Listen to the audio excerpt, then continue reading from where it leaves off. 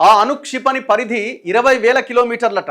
ఏకకాలంలో 10 ప్రాంతాలపై దాడి చేసే సత్తా. ఆకట్టుకున్న DF-5C. భారీ స్థాయిలో చైనా ఆయుధ ప్రదర్శన. శాంతి యుద్ధంలో ఏది కావాలో తేల్చుకోవాలి జిన్పింగ్. మొత్తం అన్ని దేశాలు ఇట్లనే తయారైపోయినాయి. మా దగ్గర ఇన్ని ఆయుధాలు ఉన్నాయి, మాతో పెట్టుకోకండి.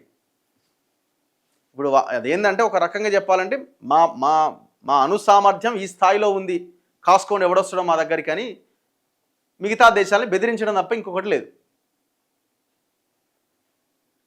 అదో అరివీర భయంకర అణుక్షిపణి, పేరు DF-5C.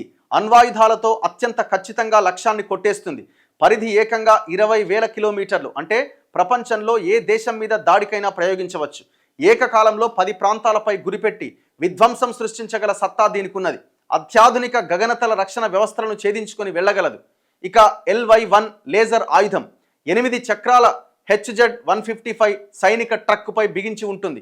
శత్రు దేశాల ఆయుధాల ఆప్టికల్ సెన్సర్లు, పరికరాలను సమర్థంగా ధ్వంసం చేయగలగడం దీని ప్రత్యేకత. మల్టిపుల్ రాకెట్ లాంచర్లు, గగనతలం నుంచే ప్రయోగించే వీలున్న JL-1 అణ్వాయుధ క్షిపణి. ఇలా ఒకటా రెండా ఇట్లాంటివి ఎన్నో అణ్వాయుధాలని నిన్న చైనా ప్రదర్శించింది.